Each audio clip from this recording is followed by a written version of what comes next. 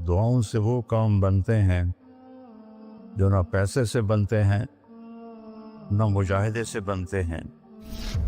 मुझे पता नहीं कि अल्लाह ने ये सारा निज़ाम मेरे साथ क्यों चलाया, कैसे चलाया। तुम वापस आए तो दोनों माइयाँ अरब वाली की थी, सोई पड़ी थी। मैंने कहा अम्मा जी उठो, थोड़ा घर वेख आया, तुम ले जाना। तुम में से एक एकदम वे बेटा तेनों आओ, वो तेनों रब अपने सोने दियां ज़ियारतां कराई रखे। मैंने बेगम से कहा बेगम ये दुआ कबूल हो गई। 90 से लेकर आज तक बिला नागा मेरे रब ने मुझे अपने घर बुलाया। लिहाजा मैं उसके सामने ऐसे मुंह करके खड़ा हो गया।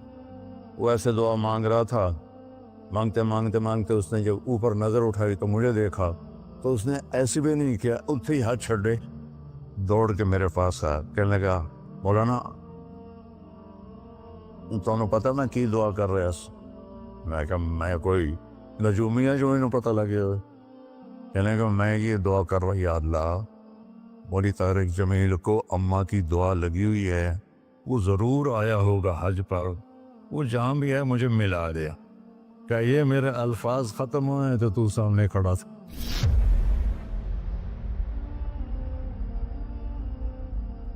दुआओं से वो काम बनते हैं जो ना पैसे से बनते हैं ना मुजाहिदे से बनते हैं। मुझे पता नहीं कि अल्लाह ने ये सारा निज़ाम मेरे साथ क्यों चलाया, कैसे चलाया। ये एक वाक़या की तरफ मेरा जहन जाता था। सर्दी शदीद थी और आइलैंड सुनसान होता था। बाहर बाजार में 2 होटल थे, एक चाय की दुकान थी। तो मैं बरामदे में खड़ा था तो मेरे उस्ताद साहब रहमतुल्लाह अलैह मौलाना अब्दुल रहमान, उन्होंने करवट बदली किया। तो उनके करीब दूसरे उस्ताद लेटे हुए थे, मौली अहमद बटला साहब। कहने के मौलाना क्या हुआ? कहने के सर में बहुत दर्द था।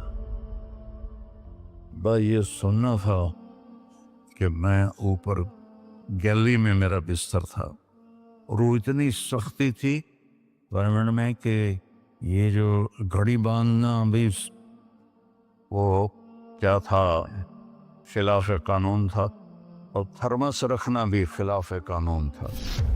मुजाहिदा ठंडी चाह पियो। तो 2 लड़कों ने थर्मोस चोरी रखा हुआ था, वो मैं एक को मैंने जा उठाया। मैंने बोले थर्मोस के थे, कहता वो पड़ा हुआ है, वो पड़ा। तो मैंने उसे उठाया, बगल में डाला और मैंने बाजार की दौड़ लगा दी। 10 बज रहे थे और 10 बजे सन्नाटा, 250-300 का तो मजमा होता था रायमंड।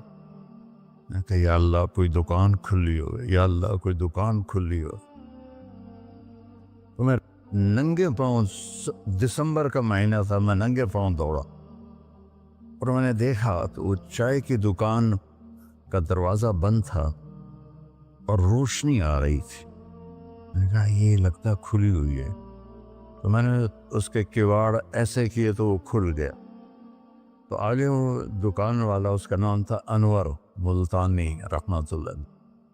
ये मैं आपको बता रहा हूँ 73-74 की बात। तो वो बैठा हुआ था। मैंने कहा भाई अनवर चाय बनानी है। कहा भाई मैं तो औरंग भाई मैं तो थका हुआ हूँ, ये दूध पड़ा है खुद ही बना ले। तो मैंने कहा चूल्हा का, ये चूल्हा भी पड़ा है। तो मैंने वो होते थे हवा भरने वाले चूल्हे, उससे मैंने दूध गर्म किया, पत्ती डाली, चाय बना। चाय की दुकान पे सर दर्द की गोली का क्या काम है? मैंने कहा भाई अनवर कोई सर दर्द की गोली है? अरे भाई वहाँ देख ले शायद पड़ी हो कोई। वो खिड़की सी थी। जब मैंने वहाँ देखा तो एक गोली सारी डान होती थी, वो वहाँ पड़ी हुई थी और उस पर मिट्टी जमी हुई थी।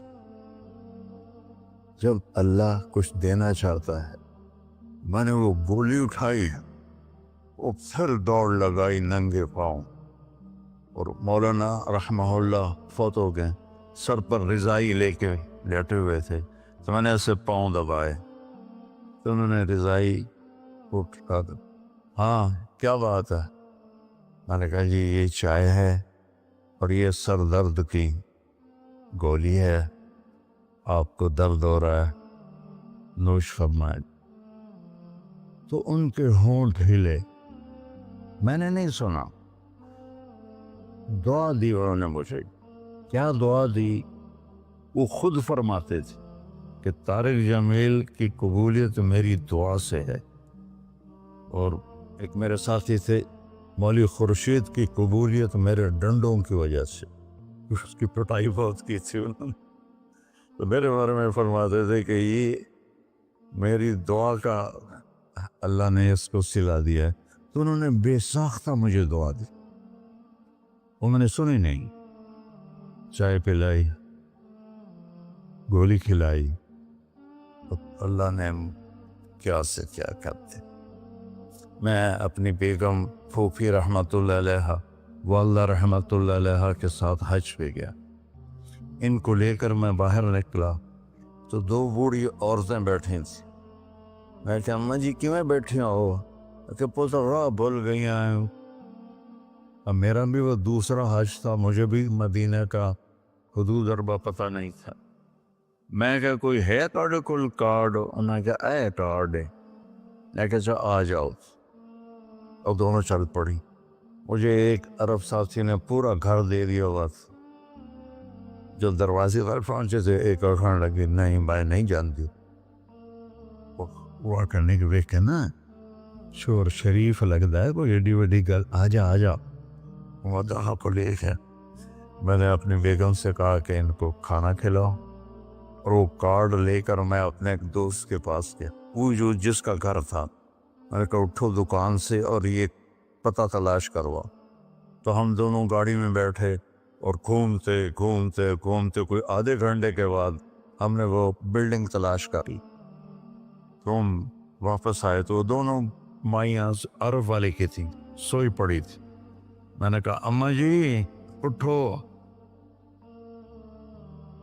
تھوڑا گھر ویکھ آیا، تم لے جانا۔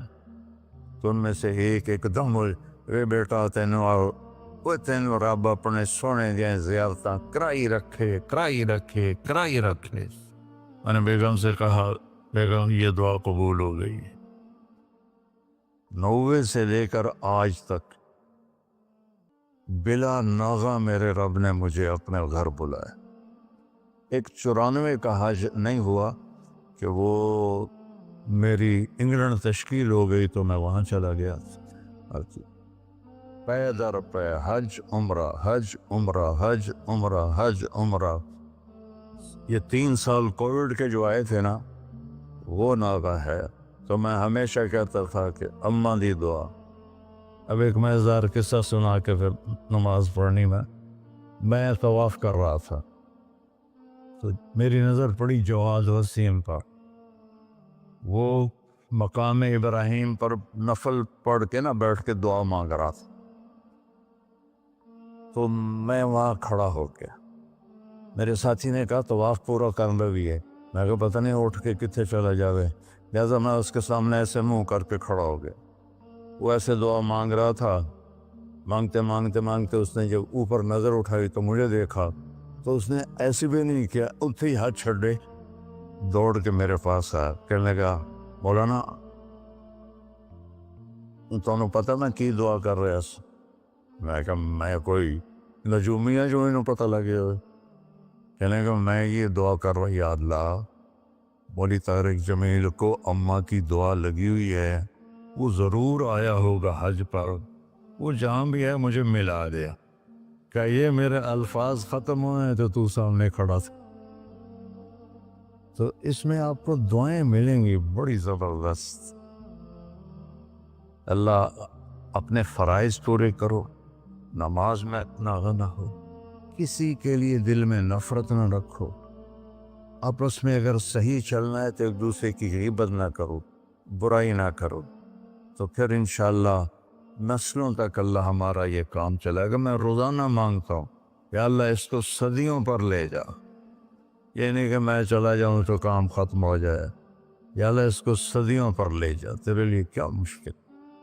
تو میں آپ سب کا شکر گزار ہوں، اور یہ جو انہوں نے اتنا خوبصورت انتظام کیا ہے اس پر بھی انتظام والوں کا بڑا شکر گزار ہوں۔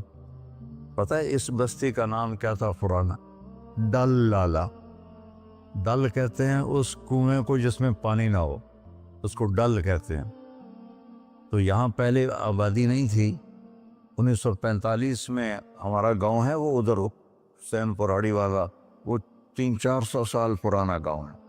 تو جیسے برادریوں میں ہو جاتی ہے خبر، تو وہ کچھ ہوا ہوگا ہماری تو پیدائش سے پہلے۔ تو میرے تایا رحمۃ اللہ علیہ میاں حق نواز، انہوں نے آ کر یہاں گھر بنایا۔ اس وقت اس نے 50,000 روپیہ خرچ کیا تھا۔ تو 1948 میں پھر ان کے چھوٹے بھائی تھے میرے والد، انہوں نے آ کے گھر بنا لیا۔ تو اس گاؤں کی ابتدا ہوئی اور بسم اللہ ہوئی۔ تو اللہ تعالیٰ اسے آباد رکھے، اس چھوٹے سے گاؤں سے اس میں یہ رونقیں لگی رہیں۔ آپ کے تعاون کا، ان مستورات کا، ان بچیوں کا، آپ کا سب کا انتہائی شکر گزار ہوں۔ آپ اپنے اس کو جاری رکھیں۔ میں اجازت چاہتا ہوں کیونکہ مجھے فیصل آباد نکلنا ہے۔ اللہ بہت